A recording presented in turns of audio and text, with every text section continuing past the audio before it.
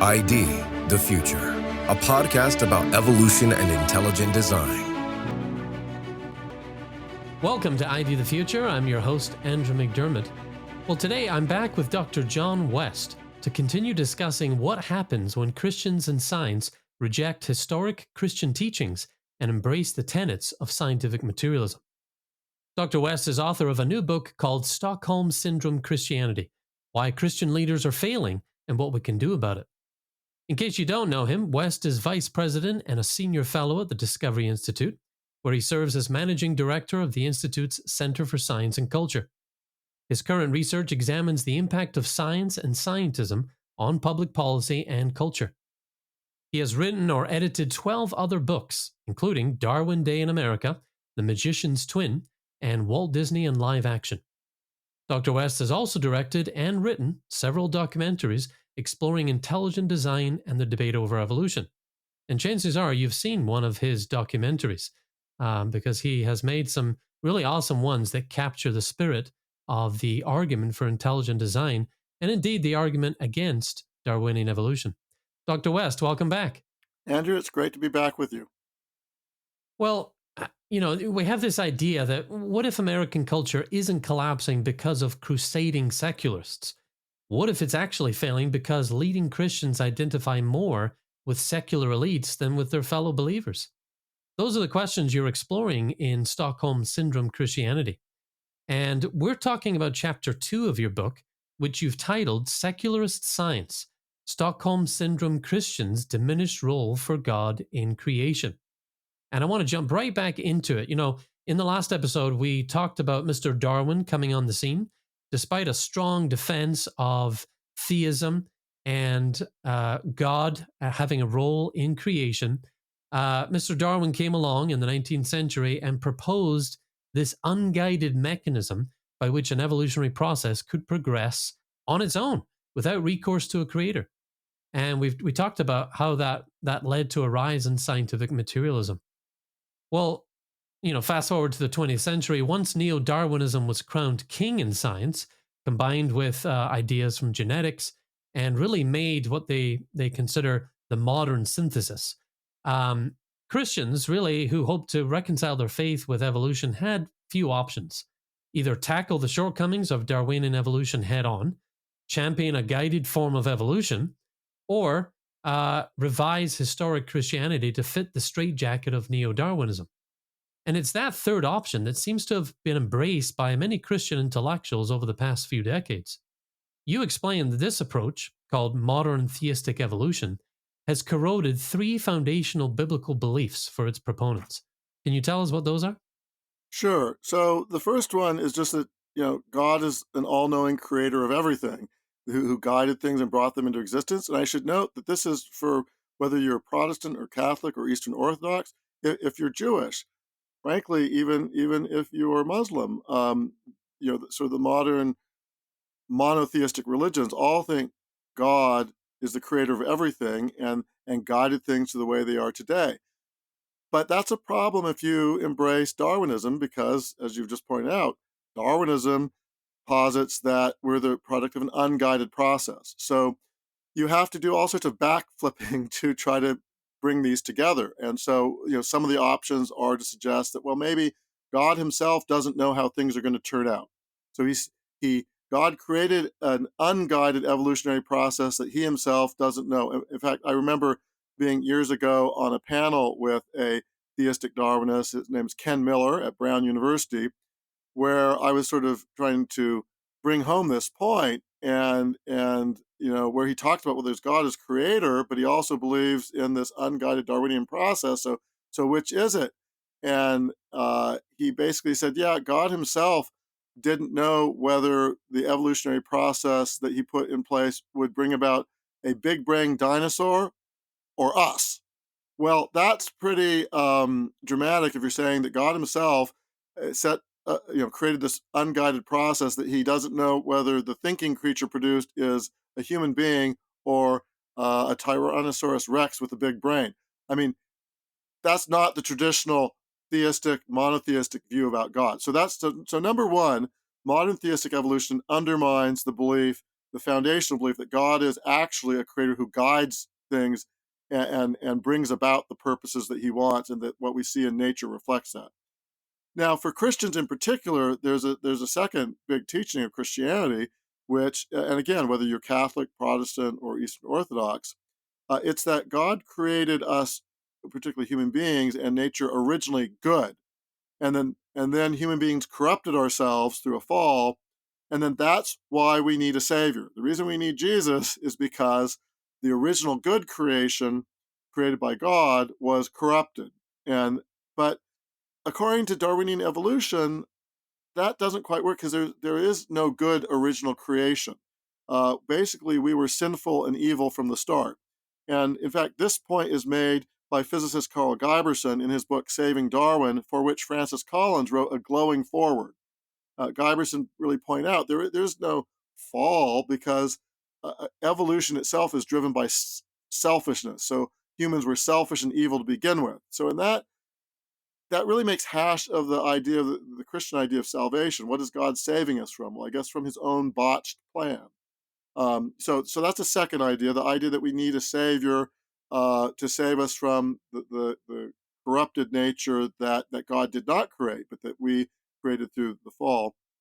And then finally, traditional, again, Christian beliefs, whether Protestant, Catholic, or Eastern Orthodox, and you find this also in Judaism, and you actually also find it in Islam, is the idea that God's purposeful creative activity in nature can be clearly seen by us in nature. So in the biblical tradition, you have Psalm 19, where it says, the heavens declare the glory of God, and Romans 1, the Apostle Paul talks about being able to see in nature God's creative intelligence and activity. Well, again, if we're the product of a blind, purposeless process, you're probably not going to get that evidence. Or some Christians who say, well, yeah, God may have guided things, but it was secret guidance. And so this is actually Francis Collins' a position that he argues in his book, The Language of God, that, well, maybe God made things look like they were random and undirected. But we know subjectively through the eyes of faith that it isn't all undirected, but he made the evolutionary process look undirected. Well, I'd say that this, again, counteracts this foundational idea of all branches of Christianity and also of Judaism and of Islam, that God's activity actually can be discerned rationally in nature. That's one reason why we can be held accountable for our belief or non-belief in God, according to the biblical tradition, is that God makes himself known through nature. Right, right. And that's definitely a symptom here. Now, as an example of Stockholm Syndrome Christianity, particularly the symptom we're talking about, a diminished role for God in creation, you discuss Francis Collins, arguably the most celebrated evangelical Christian scientist in America. And in his best selling book, The Language of God, he proposes that God may have made evolution look random and undirected, as you're saying. You call this poor theology, but you also mention that it's a brilliant tactic. Why? Well, if you're trying to get along, and if you're Francis Collins and trying to get up to the top of the food chain, and you don't want to be controversial, and you have a view like this, well, this helps insulate you. So, because it really means that your Christian beliefs that there is a creator is really a distinction without a difference. Because, yeah, I believe in God as a creator, but I also agree with you, arch Darwinian materialist, that he made things look like there isn't a creator. Well, you know, that's a way of, I'm not saying that Collins consciously did this. I think Collins thinks his view is right, but it does happen that this action of saying, well, yeah, there's God who's a creator in some sort, but I'm willing to concede that nature looks like it was random and undesigned. At least biology was random and undesigned. Collins actually does sort of argue that maybe physics and cosmology might represent some evidence for design, but when it comes to biology and life, that's where he suggests this, that it looks, maybe God made it look random and undirected. If you have that belief, well, then you're going to be a lot less offensive to the Darwinian materialist, because you're basically saying that the facts and evidence does substantiate what they say, and it's just sort of your fairy story that you believe subjectively that God guided things, even though reality shows otherwise. I do want to point out a really interesting irony here. Collins, as you said, is the most celebrated evangelical Christian scientist, at least in pop culture. So he's arguing that when it comes to biology, things look random and undirected. But we know through the eyes of faith subjectively that maybe they were directed. But the world's most known evolutionary atheist biologist, Richard Dawkins, retired from Oxford University, he's actually closer to the historic Christian position on this point than Collins, because Dawkins actually concedes that when you look at biology, it looks designed and purposeful. Unlike Collins, Dawkins actually said, biology is the study of these complicated things that look like they're designed for a purpose. But in his view, we have this extra knowledge from Darwin, sort of the secret knowledge from science that shows that appearance of design really isn't true. But then you have Collins going here and say, oh, no. You look at biology, maybe it looks random and directed, but we know subjectively through this secret knowledge of faith that it is that it was maybe directed. Although he goes back and forth on that, and we may get into that. But so yeah, it's a convenient position if you're trying to get along in a world of Darwinian materialist elites. Yeah. And his book, convinced many that they had to embrace the idea of evolution and reject intelligent design. But it turns out many of the scientific claims in his book haven't aged well. And I thought we could just spend a moment looking at a few of those examples. Yeah, it really hasn't aged well. It is, I would argue at the time the book came out, he got a lot of his critique of intelligent design from Brown University biologist Ken Miller, and those were pretty slipshod, but they sounded convincing. But in the couple decades since, it really has fallen apart. So probably the biggest doozy of a challenge is the idea of junk DNA. So junk DNA is the idea that the vast majority of our DNA doesn't code for proteins.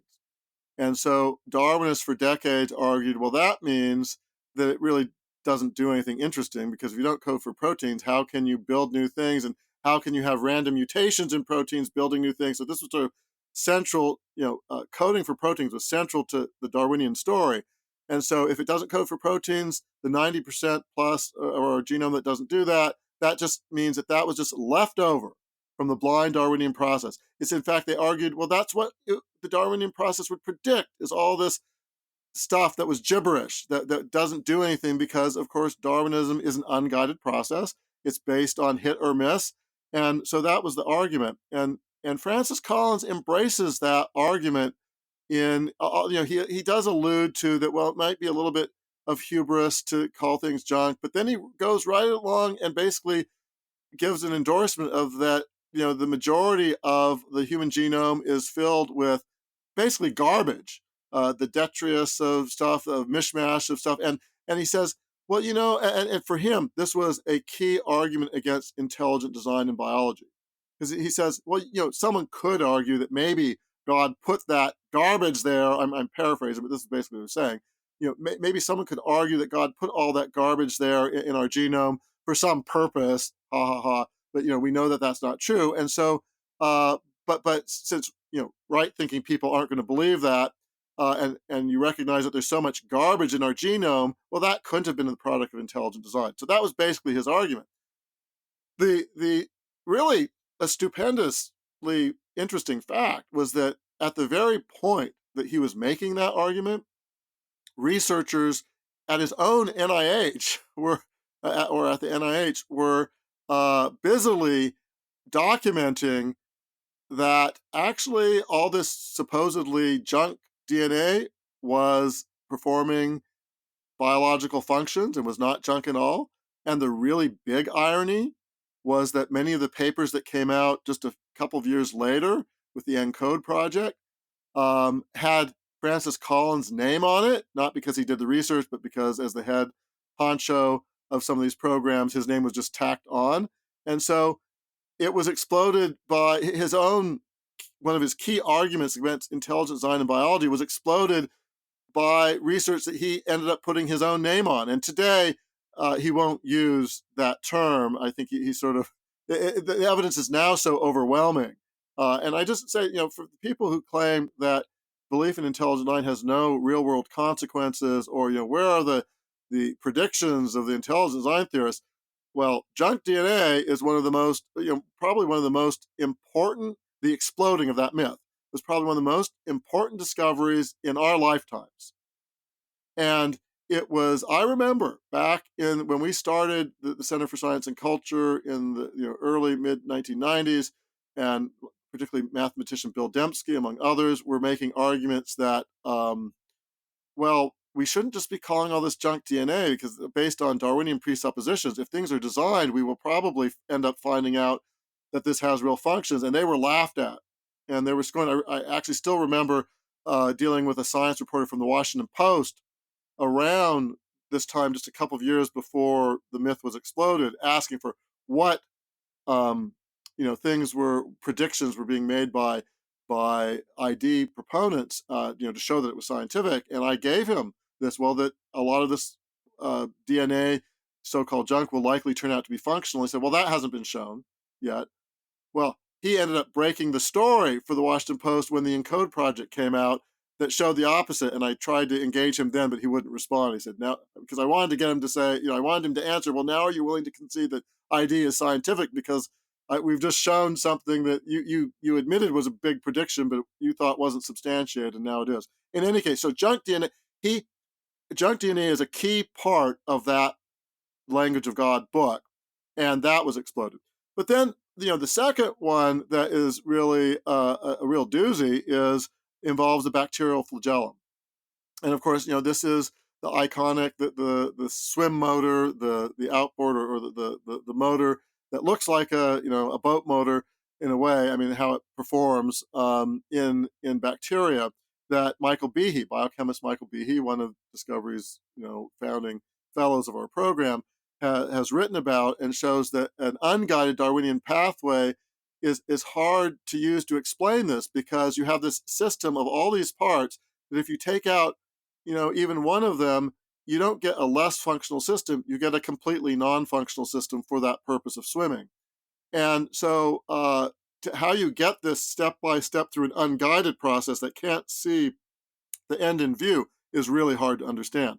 And Behe's, despite what people may have heard from people like Francis Collins, Behe's argument on this has not been refuted. It's actually been substantiated. And so what Francis Collins did in his Language of God book is he claimed, aha, this has been refuted because why?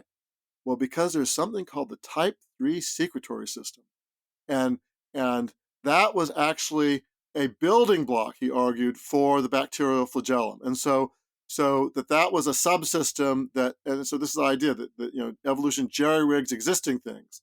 And so it used that to build the flagellum. There are all sorts of problems with, even if that were true, that doesn't actually negate the irreducible complexity of the overall system for the system of swimming. So it really, for reasons sort of complicated, so I don't want to get into here, but even if that were true, it really wouldn't negate Behe's argument. But turns out it's not true. And in the 20 years or so, since that book, the evolutionists have come to the conclusion that the type 3 secretory system was not a precursor of the bacterial flagellum that helped build it. It was a descendant, if anything. So in other words, you had the flagellum, and then things were knocked out, and you devolved. Well, no one disputes that if and Michael Behe has written a whole book on this, Darwin Devolves. You can, if you knock out certain things from existing systems and maybe have a lesser functional system for something else. So that doesn't refute his thing at all. So this example, even Darwinists don't use it anymore. The best evidence suggests that the type 3 secretion system devolved from a functional flagellum, not the other way around. Interestingly, someone must have at least told Francis Collins this, because last year he came out with a new book, something like The Road to Wisdom or Path to Wisdom. He has a new section attacking Michael Behe and the bacterial flagellum. But this time, like I said, someone must have told him, because he deleted a reference to anything specific. So he deleted a reference to the type 3 secretion system, but instead he makes this broad claim that basically scientists have shown that the flagellum has evolved from these lower level systems. He doesn't give any specifics now, no documentation, and and it's just not true. Scientists actually haven't shown that, and the one concrete example that supposedly existed has been refuted. But rather than going back on his and admitting he was wrong, he just drops the specific example and makes a broad, contentless, unsubstantiated assertion. Yeah. The island he's clinging to is shrinking Yes, by the year. it is. Yeah, and that's funny because in his book he talks about well, for design, God of the gaps, and that that's shrinking and stuff. Well, no, actually, the evidence for Darwinian theory is shrinking. And you're right, he is a holdout because that's actually the other interesting thing about his newer book is a lot has happened since, and people who listen to ID the Future know this, that the Royal Society meeting in 2016. I mean, I wrote actually an essay last year called Darwinists Devolve because it's really hard now to find a gifted, smart, cutting edge scientist who embraces traditional Darwinism. This is just in the last 5 to 6 years, Darwinism has imploded. The only place you find the real diehard supporters of Darwinism are on internet trolls like non-Professor Dave on YouTube, or unfortunately, among some evangelical Christians who are clinging to what they still think is the cultural, mandate of Darwinian elites, even when that's been self-destructing. It's kind of quaint to read Collins' latest book because it's clearly he has not stayed up on the debates over the last 10 years. And I think his book would have been helped by some more peer review. I mean, at least they didn't repeat the blunder of the type 3 secretion system, but it could have used some more peer review. Yeah. Well, those are some great examples of how his book unfortunately has not aged well, at least scientifically. And I personally have been, with Discovery for about 13 years now, and I remember, seeing the junk DNA myth just disintegrating, and that's been pretty rewarding to see how intelligent design, really predicted that and sort of was verified through that. That's been exciting to watch.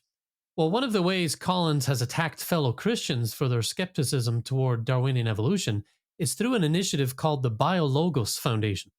Why was that started, and how has it fueled a rise in Stockholm Syndrome Christianity? Well, basically, the short answer is it was part of a larger initiative of a foundation that has mega bucks called the Templeton Foundation that ended up spending millions of dollars. I mean, I've lost track, and some of this is now not publicly available, but at a time several years ago, I added up what was publicly known. They had, at that time, had given like $20 million to fund the creation of various groups around the world to basically get the faith community, especially Christians, to support Darwinian evolution. And BioLogos was their initiative in the United States. And its target was evangelical Christians, to basically get evangelical Christians to adopt and make their peace with Darwinian evolution. Now, I won't get into it here, but this will be a reason for people to read my book. What's come out in just a couple of years ago is the backstory. So Collins, along with Carl Giberson and Daryl Falk, helped found the BioLogos with money from Templeton.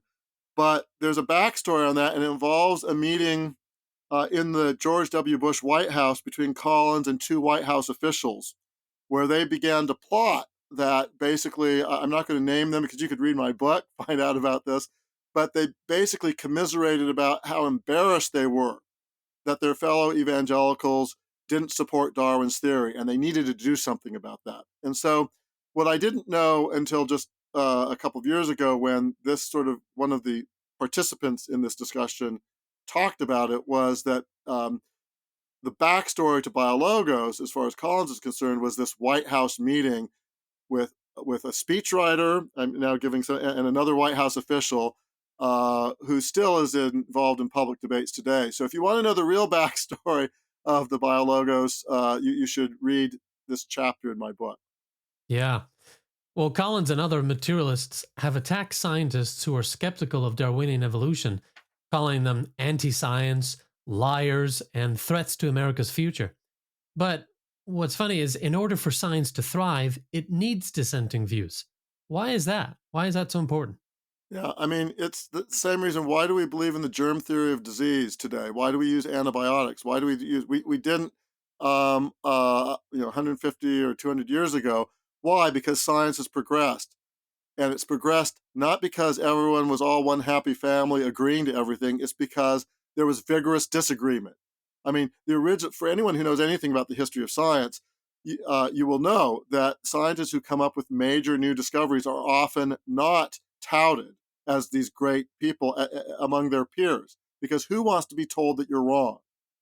I mean, this is human. It's not that scientists are evil or fallible more than any other human beings, but they're equally fallible with all of us. And who wants to be told that they're wrong? And so science thrives and proceeds on disagreement and vibrant open debate.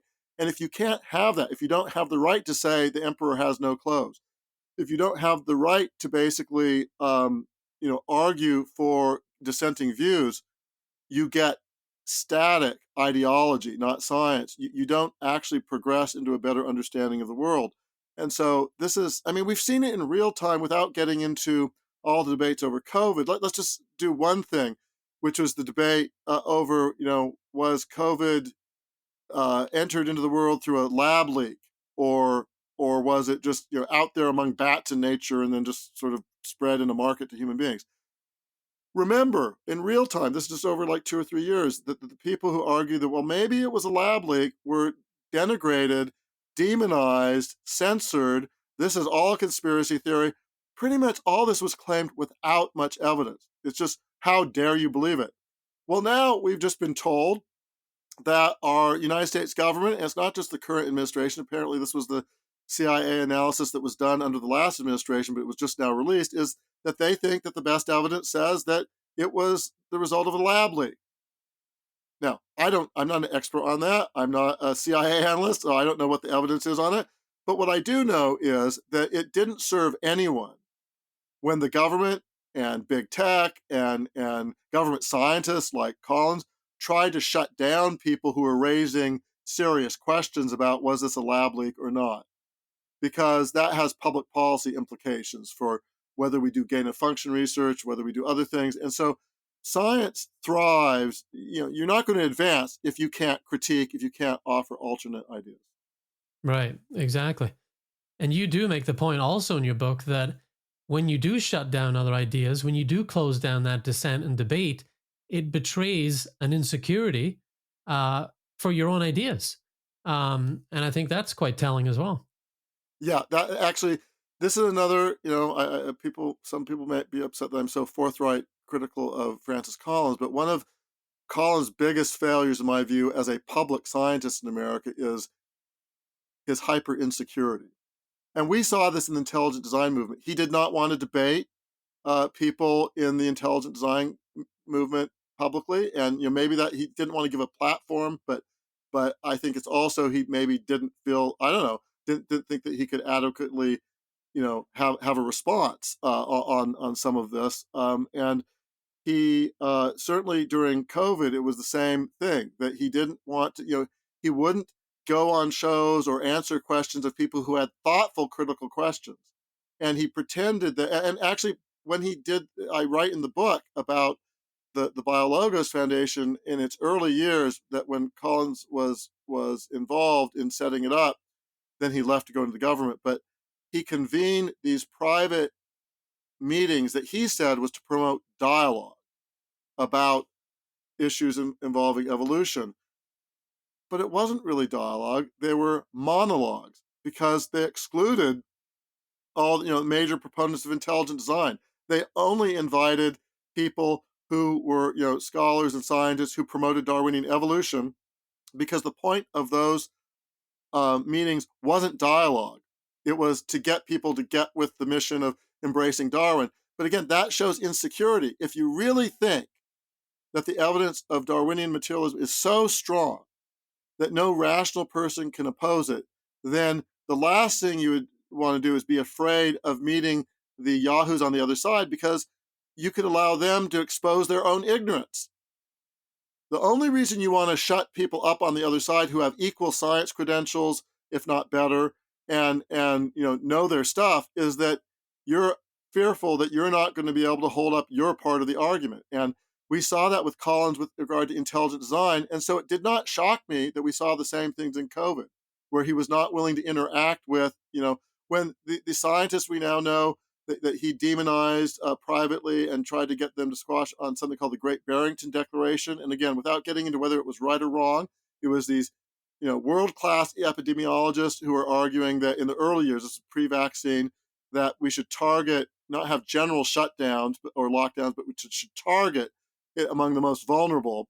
And we now know from private emails and things that were finally released that Collins was about trying to demonize these people and shut them down.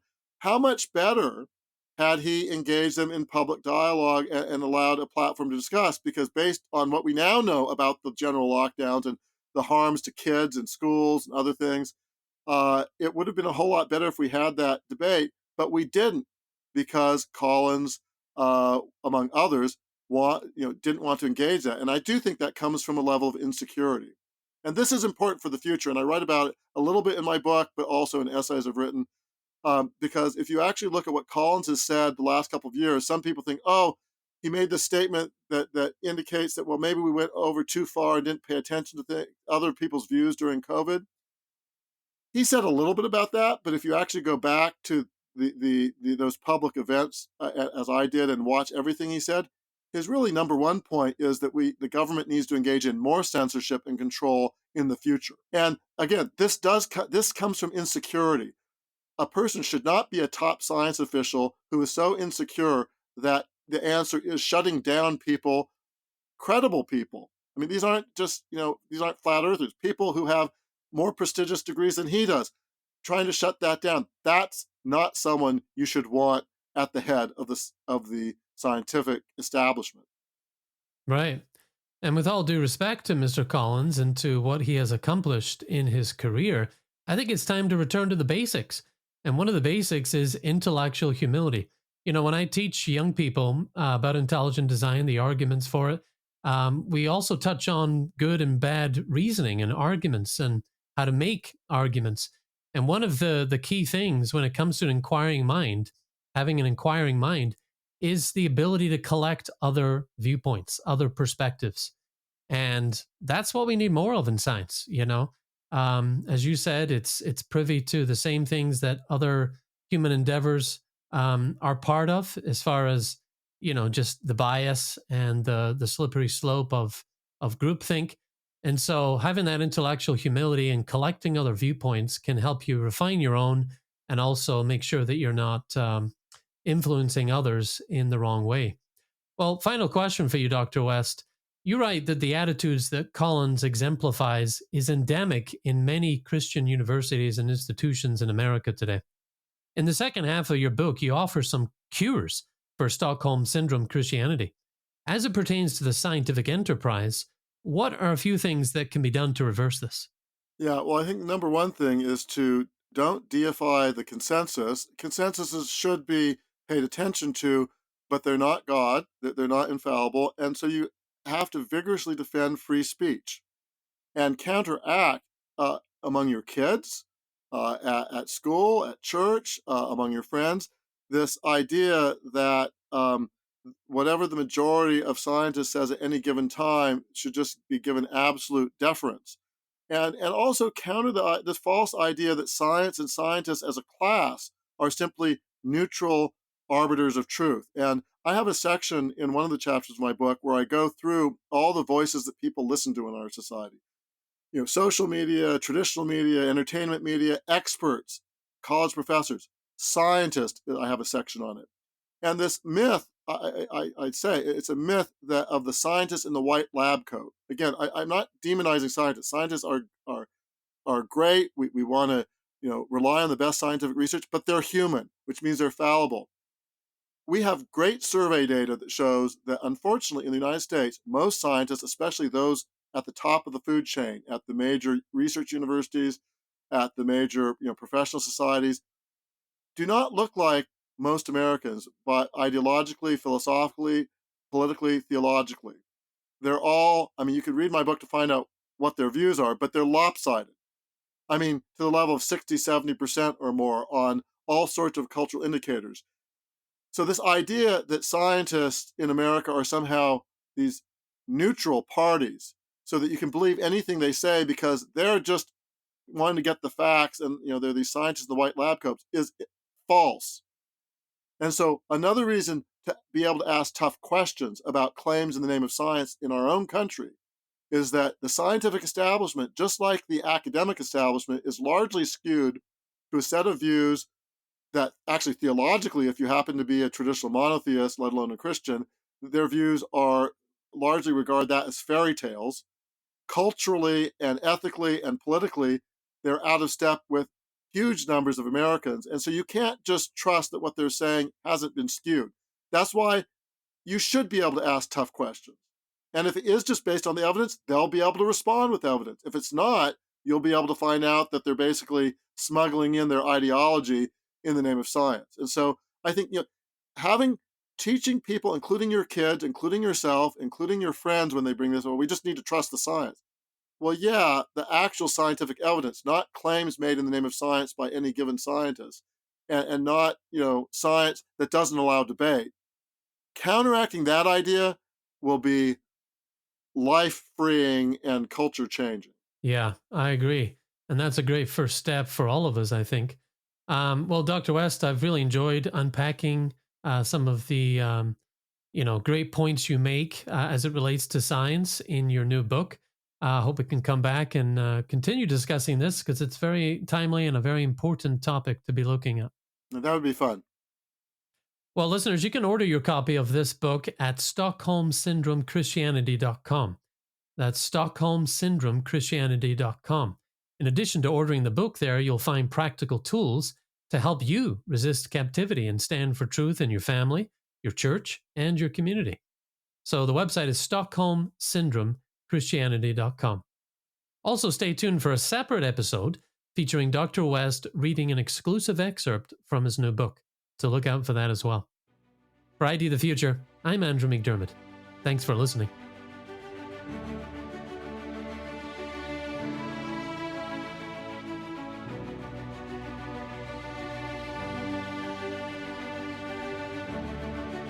Visit us at idthefuture.com and intelligentdesign.org. This program is copyright Discovery Institute and recorded by its Center for Science and Culture.